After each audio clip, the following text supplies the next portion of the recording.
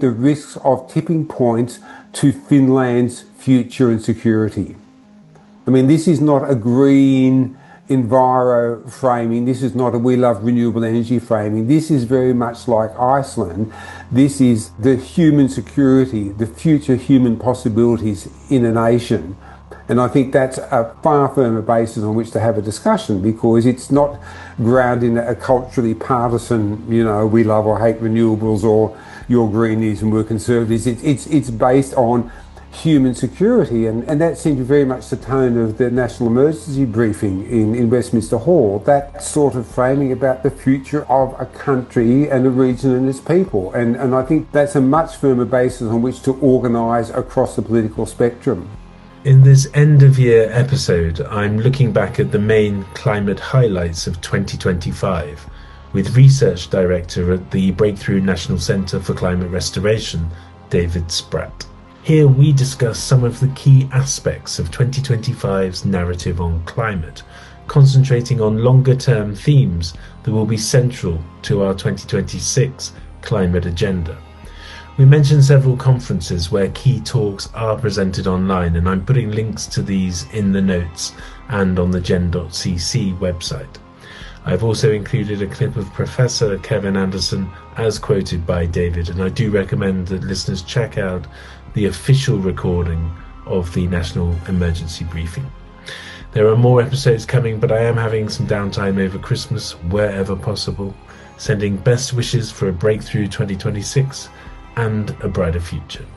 Thank you to all subscribers and members. Please do share your views in the comments or by emailing me, and I will try to read and respond to them all. Thank you. David, it's great to see you. Thank you very much for taking the time to speak to me. We've got a bit of an agenda today, so it's a little bit different from normal because we're just going to reflect on some of the big climate stories of this year.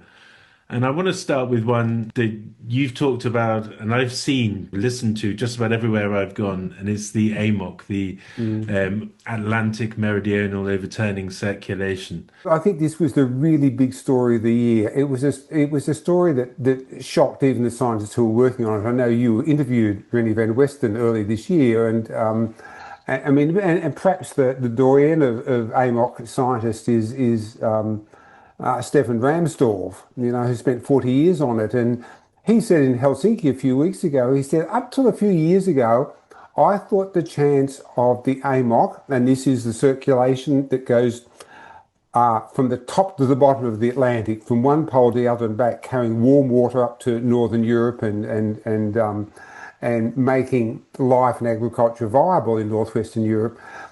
He said, I thought the chances of this collapsing, that is slowing down and stopping due to climate change this century, were 10%.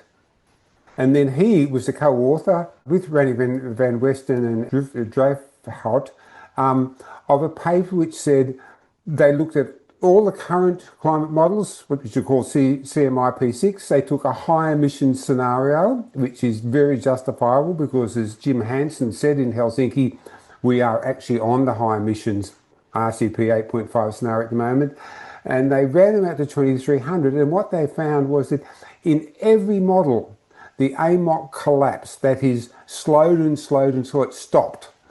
And they said the starting point is it has slowed 15% already, but falling off the cliff would happen in the middle of this century and be completed by the middle of next century. And I mean, this is so fundamental. I mean, it reminded me of 2007 when the Arctic sea ice collapsed, and Richard Alley, one of the great glaciologists, said, "Oh, it's collapsed 100 years ahead of schedule." I mean, I think it's that moment, or in 2013, or was it 2014, when Eric Rigneau produced that really brilliant paper saying there are these West Antarctic ice sheets which have already passed their tipping point, and the IPCC had been saying, these ice sheets will be stable for 1,000 years. So I think we're having another one of those moments where this great piece of research, and backed up by other papers this year, says this is going to happen. It really pulls into focus that this is a global issue. I mean, I think it's shocked Northwest Europe out of a sort of sense of complacency. And we're seeing that by how much traction this story's getting, and also the response from the Icelandic government, which has been quite strong, to say the least. It's interesting that here is a collapse of a climate system where the I won't say the victims, but the target states are rich Western states. I mean, if AMOC was going to destabilise, part of the African coast, perhaps it wouldn't be a story. But this is the heart of Europe, and for all those Eurocentric colonialist reasons, this is now really a big thing, and it does mean the Icelandic government came out and said this is a national security concern and an existential threat. And this is an emergency for us, which is absolutely correct. And I'm sure other states are thinking it. I mean, it's interesting that The Economist, wrote a long piece about it, saying that this collapse, yes, it will take 100 years, but as Stefan Ramsdorff said, just after their paper came out, he said this tipping point and the point where it becomes inevitable is in the next 10 to 20 years. And the only reason that it would not become inevitable is if there was a huge, very precipitous fall in emissions and some things done to stop it. But nothing is being done to do that. So this is, in a sense, inevitable now. And The Economist said, we could see Brussels hitting minus 20 degrees Celsius in a bad winter. In Oslo, the figure would be minus 50 degrees. Average rainfall in parts of Northern Europe would drop precipitously. According to one estimate, as much as 80% of England's arable land would no longer be farmable without irrigation. Storms will get worse, and so on. So, I mean, I think this is the first time when you have seen states and establishments, institutions have an OF moment. Like, okay, this is not some abstraction about clouds or poles. This is us. And it's interesting that Iceland has declared a security issue around this, whereas in the UK, this came up. Tim Lenton presented on it at the National Emergency Briefing, but it doesn't feel, in many respects, that the UK has a mature enough political system at the moment to be able to take this on board and talk about it in a serious way. We're imploding in terms of national conversation and polarization, which is another layer of problems we're seeing across developed nations.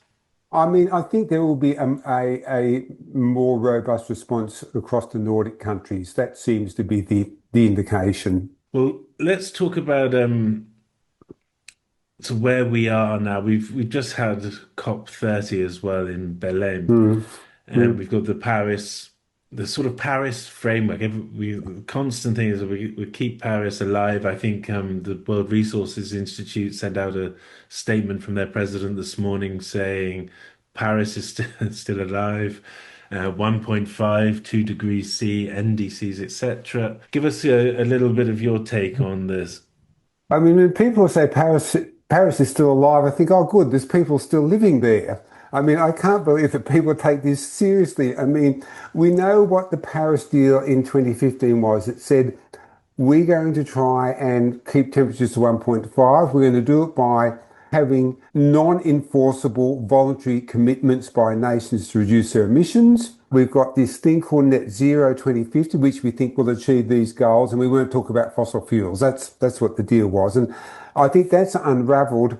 Firstly, because the Paris deal was based on scenarios that net zero 2050 would hold us to 1.5 degrees. And in fact, after Paris, they got these reports done on 1.5, and the IPCC report in 2018 said we'll hit 1.5 in 2040. And what's happened, because of this acceleration of warming for various reasons, 1.5 hasn't happened in 2040, it's happened in 2025. So that in a sense blows Paris out of the water. I mean, if they were saying net zero 2050, now it should be net zero 2035, because we've just lost 15 years. 1.5 has come 15 years earlier, and it is clear. I mean, the scientists say, oh, it's the average over the last 20 years. That's what gives us average warming. But I mean, in a rising series of numbers, an average over 20 years tells you where you were 10 years ago. And we had 1.5 in 2023. We had 1.6 last year. The first 11 months of this year is 1.48. I mean, we have had 3 years in a row that will average more than 1.5. We are there. That is a shock. Net zero 2050 is way inadequate to do it. So I think that's blown up the Paris thing. And on the other hand, we know that 1.5 is not safe. You know, we're having new papers all the time saying 1.5 will not stop us blowing up major systems. It's also the fact that we're fixated on peak emissions and 1.1% rise this year. And in reality, emissions reduction is like the foreplay, but actually we've got to bring down atmospheric concentrations of greenhouse gases. Yes, yes. And we're nowhere near it. Well, I mean, emissions are still growing each year. 30 COPs and 30 years of emissions still growing.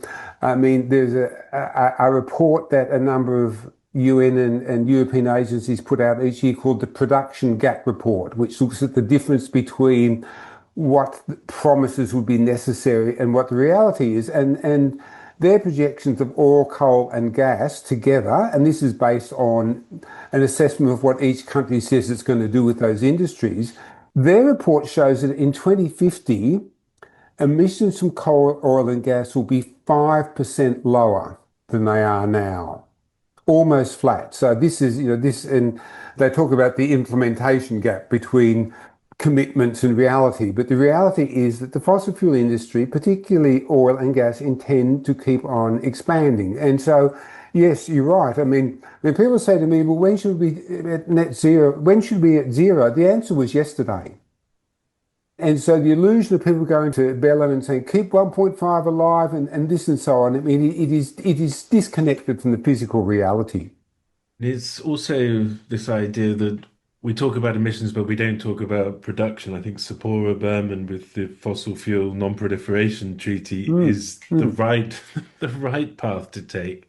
It's so obvious that we shouldn't have to say it, but we've had 30 COPs, and I mean, in the end in Bellum, there's almost not an agreement on the final night because a group of 80 countries said we want to talk about drawing down and stopping fossil fuel production, and the Saudis and normal people said no, and then there was a huffle and a buffle and pushing and shoving in a diplomatic sense about whether you could say phase out fossil fuels in the final resolution, and they couldn't. And what they did instead, they referred to the Abu Dhabi report, which apparently mentioned it once. But the central task of climate activists is to phase out fossil fuels. And yet in 30 years, we've had 30 COPs which can't say it. And I think that really blew up in Bellum. And we now see, this group of 80 countries and NGOs and activists saying this is our main priority. And interestingly, in reading all those after Bellum report saying, oh, well, somewhat good, somewhat bad. I mean, what people actually said in those reflections on Bellum was that nothing useful came out of the official process, and what was really useful came out of the side events, the non-official events. That is this focus on fossil fuels. And I think that's the hope. I mean, the COP as a process, and people said this is not working because of its governance, by which they meant that the UNFCCC and the COPs were set up. You've been to a lot of them, Nick. You've written a book about them, where the consensus model means that one state, and there are 20 petrostates in the world, can just stop anything. And that's what's happened and what will continue to happen. So I think it's really sort of inspiring that a large group of countries and activists have said, we're going to make phasing out fossil fuels our focus, and all power to their arm. And whether you do it at COP or outside of COP, it'd be a lot cheaper and a lot more efficient not to do it at COP. I think that's the way forward. It does seem that there's a lot of progress. There's a lot of progress going on outside the COP process, which is just because of cost and efficiency and so on. And the 1,600 fossil fuel lobbyists there. I mean, just go and have a meeting with the people who want to do something, and don't have the lobbyists in the room. I mean, you can continue this conversation without having a COP circus. Well, with the consensus model as well, you're asking nations to vote against their main source of revenue, which they're never going to do. I live in Australia, which is a government which says, "Oh, we're really keen on climate action, and we know we're best friends with the Pacific and the low-lying states and so on." And yet, Australia is the third largest exporter of fossil fuels in the world. And this year, our government loves to talk about batteries and winds and renewables, but they've signed new additional gas and coal export licenses. I mean, this is typical. Well, if you think back to COP21, you had Mark Carney on stage with Mike Bloomberg talking about the transition that was inevitable, it was going to happen because it made sense, etc., etc., etc. And then last week he's signing deals as Prime Minister with the Alberta government for expanding fossil fuel production. It doesn't really add up to much when your biggest voices in Paris are now the business as usual guys. Yeah, he was the man who basically, as the governor of the Bank of England, set up the network for greening the financial system, got the whole financial system to start talking about doing things. I guess he's just gone into his post-climate political phase, hasn't he? Western democratic nations are, I suppose, schizophrenic in terms of whoever's in power. So you've got one government, one administration that wants to do something. The next one comes in and reverses everything they've done. So you just have one step forward, two back, two forward, one back, and we're sort of stuck at the moment for the time being. And particularly when you large fossil fuel producers like Canada, like Australia, like the United States. And that brings us to the point that really the problem, as we've discussed, is advancing towards us much faster. It's accelerating. And and we're already at the point now where ice sheets are at their threshold, their sort of tipping point. You've got the AMOC, you've got Amazon, you can go around the world. We're entering this phase of overshoot, and I want to talk specifically about the word and how it's used. Give me your take on this. Well, I think this was really embedded in the Paris Agreement because the Paris Agreement provided some quite long scenarios, I mean, in part derived from integrated assessment models, which really are occurs, and they all included the idea not only of drawdown later on, for example, bioenergy with carbon capture and storage and, the sort of things that the oil industry like to talk about, which are not viable technologies at scale yet. So there was that, but it was also embedded in the Paris Agreement was the idea that, yes, we might overshoot. We might go beyond 1.5, but then use these carbon drawdown technologies in the second half of the century to get us back down to 1.5 by 2100. I mean, that was clear in the Paris Agreement. And it's sat there, and I don't think people have talked about it a lot. Some people have. And now I think there's really an alarm amongst scientists, given that the sort of stuff they're doing on Overshoot now and things like the Overshoot podcast and so on, that Overshoot's not going to be a tenth or 2/10 of a degree. We're not going to get to 1.7 or 1.8 and come back to 1.5, but as scientists say, 2.5 would be luck in trees, and 3 is likely. So we're going to overshoot this not terribly safe target by a degree or more, and it's probably not possible to come back from there. And if you come back, a whole lot of things sort of died. I mean, the most obvious is extinctions.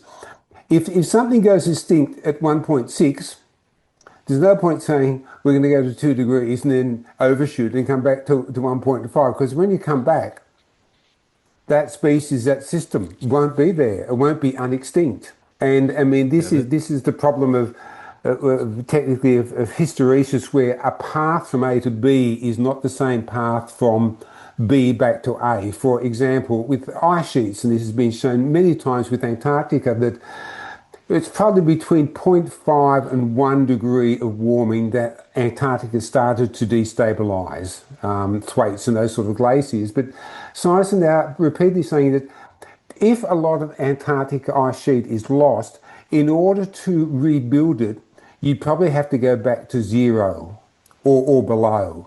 That is, the conditions that created its melting are not the same conditions that will allow for it to rebuild. And I think this is the myth of overshoot, that the path back is the same as the path up, and it's not. I recall in 2017, the veteran policy advisor in Washington, Rafe Pomerantz, was in Cambridge and he was doing a talk with Hugh Hunt. And he said that there's a very, I'm paraphrasing, but a very pernicious word, and it's overshoot. It gives the impression we can tweak, we can go over and then we can tweak it back and we can do these things. And in reality, we don't have a thermostat like that. It's like a diet. You eat a bit more, too much this week and you eat a bit last week and you'll end up where you need to be. Yeah. But then Yes. we see the UN Secretary General Antonio Guterres opening COP30, and I'm just going to read this quote because it says, "The science is clear. A temporary overshoot above 1.5 degrees Celsius is now inevitable. I share your dismay, but also your determination to make this overshoot as small and as short as possible by fighting back, by holding leaders to account, and by demanding action."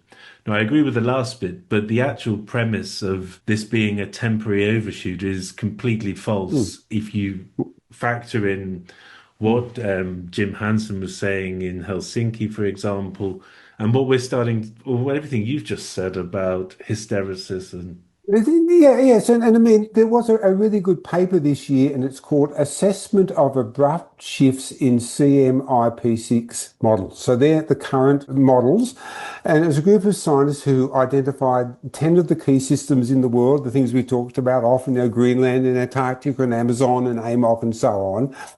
And they said all of these systems at a certain point will abruptly change. We know this is the nature of the system. It's stable to a certain point and then it reaches a point of instability and very quickly transitions to a different state. And they looked at those 10 systems and using current models found that 6 of the 10 of them would experience abrupt change by 1.5 degrees. And this is another version of overshoot. If there's abrupt change, it's not a smooth change one way and a smooth path back. It's the car's gone over the cliff and you're not going to drive it back up again. instead of overshoot, I think it's a bit more like running out of cash in the climate casino. You're actually bust. You're not over. It's not Yes, you can do much about it. yes, indeed. And I mean, it's really good that scientists are now bringing more attention to the fallacies of overshoot. So we've talked about the sort of overshoot is dangerous. There's all kinds of tipping points which are irreversible. And we're on a trajectory to 2.5 and 3 degrees C. And this is what Hansen was talking about with the energy imbalance, which Yes. if you start looking at it through that lens, it is actually far, far, far more urgent than we're talking about more often than not. Where do you think that we go from there in that context, looking at it through that lens?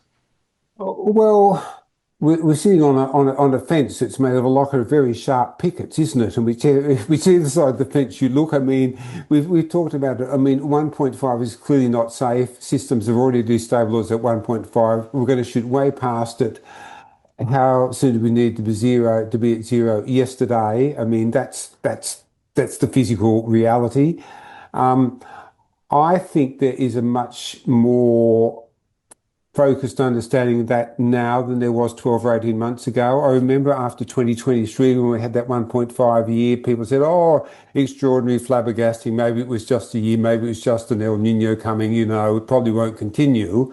And now 2 years later, we have scientists with more peer-reviewed research saying, yes, the system has accelerated. It wasn't a temporary thing. It is a step up in the level of warming that is due to aerosols, it's due to cloud feedbacks and so on. So the physical basis of this acceleration is now well established, and that's caused shock and awe. And I think what you just referred to earlier, the national emergency briefing in the UK, which from a distance sounded extraordinary. A lot of work done to get 1,500 people in Westminster Hall, 10 of the UK's best climate scientists. And I mean, Kevin Anderson was very frank in what he said there.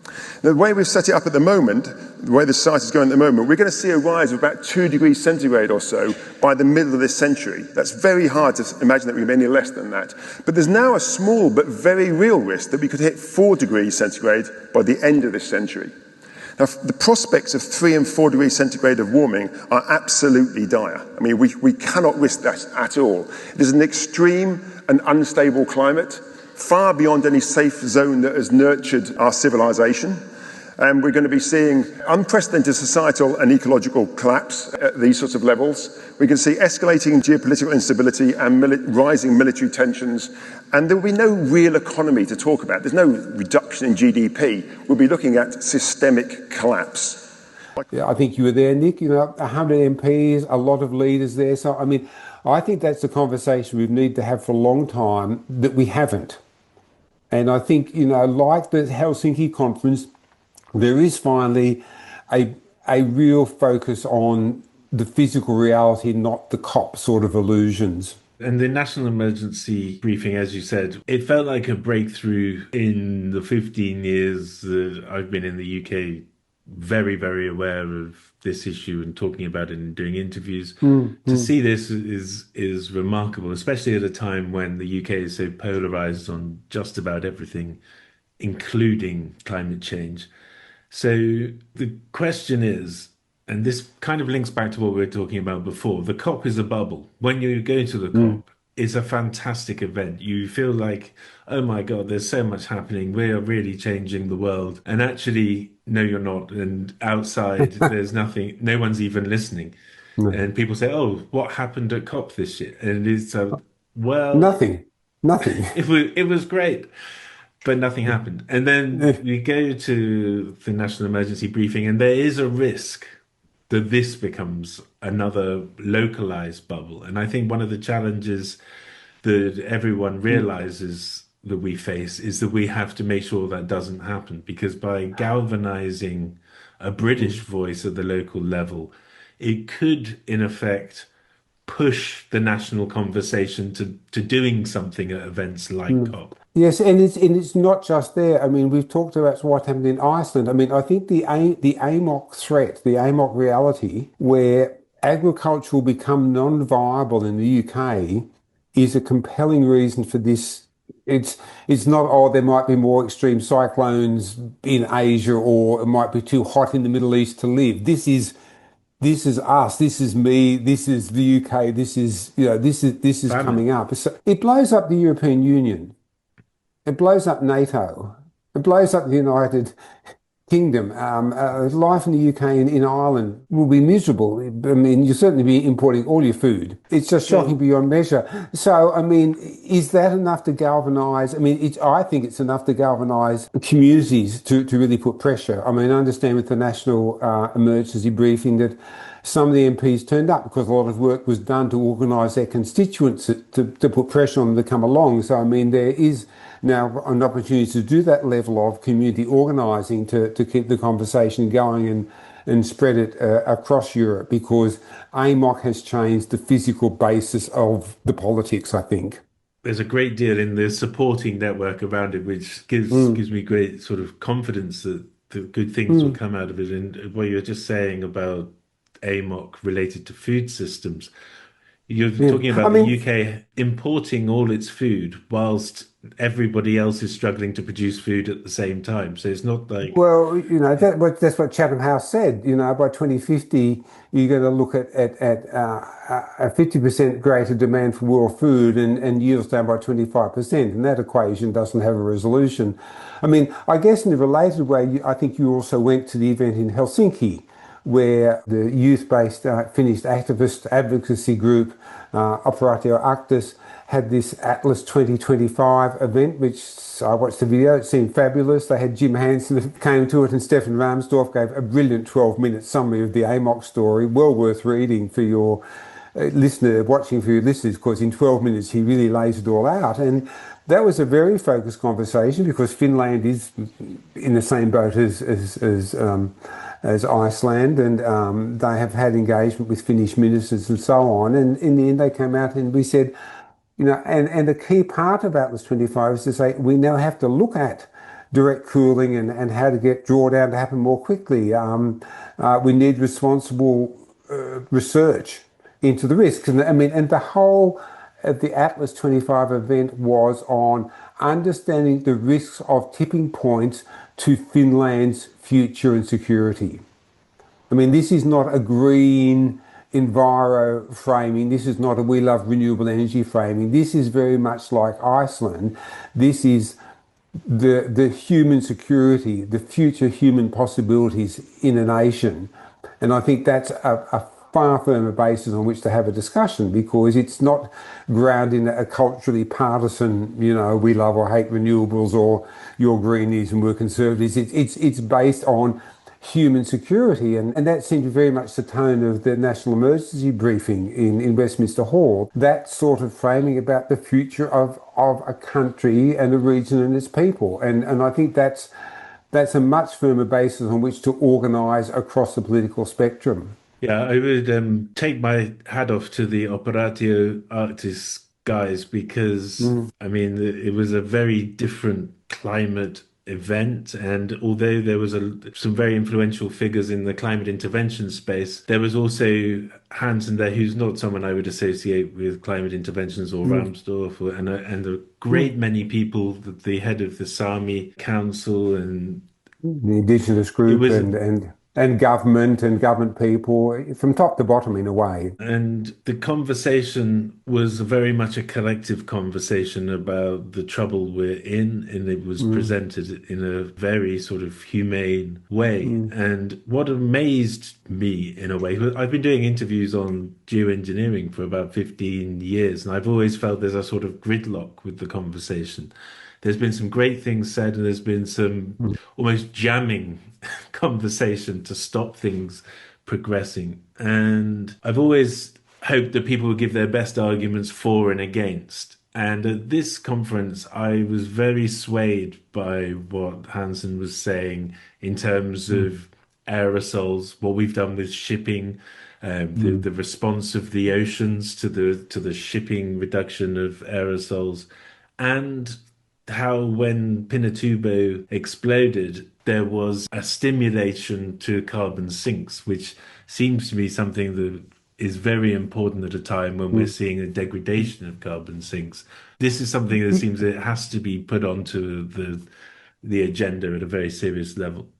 Well, I mean, I think the geoengineering intervention discussion for many years was very much at a techno-boffin engineering sort of, people who are really into it and, can talk about it for hours at a time, but perhaps should try and do it in 5 minutes instead. But now it's moved out of that engineering boffin space into a much broader space, in terms of the fact that both a broader range of scientists are now engaging in the intervention space, like Jim Hansen, I mean, the world's greatest climate scientist in many ways, and also, youth activist groups like Operatio Arctis, and there was an event I think in Cambridge in June, looking at these issues. So it's moved from that techno talk into, I think, a much more mainstream space. I think, one of the big things this year has been the change in the nature of the interventions discussions. Just to mention, the Arctic Repair Conference in Cambridge was also expanded to include a member of the Sami Council talking about how they're starting to look at interventions, not because they're supporting them, but because they want to be part of the conversation if it impacts them, and to be able to assess them in a good faith informed way. And there was also the adaptation officer from Tuvalu, who is basically a risk of losing land, culture, identity, and was able to speak they're talking about Tuvalu becoming a virtual state. Well, this is it. And I mean, I conducted interviews with both, and in Helsinki, David Keith, who was part of the SpaceX project, had a very respectful conversation with the member of the Sami Council, and they were talking about, the scandal, if you want to call it that, from a few years ago when that experiment was cancelled in Sweden. So it was fascinating to see conversations happening, which seem so polarized, and we're very good at that these days in the media and so on. So it looks like that there are actions and conversations taking place that are really helping us navigate this very dangerous climate situation we're in at the moment. Well, and I think that's very encouraging. I mean, when we talked about doing this podcast, and I took a few notes, I mean, one of my headings was different conversations, and I think that's exactly what we've been talking about. I mean, whether it be the National Emergency Summit, the Operation Arctis event, the Cambridge event, and so on, there are conversations that are much more sophisticated than they were a few years ago. It's good to see such a highly organized, very articulate younger people in their 20s and so on coming into the space and shaping it the way they think it should be shaped. People like me are happy to, pleased to be able to come along and listen and learn, from their abilities. So that's very encouraging. Yeah, that's great. I think that's actually a good place to finish. Is there anything else you want to add? No.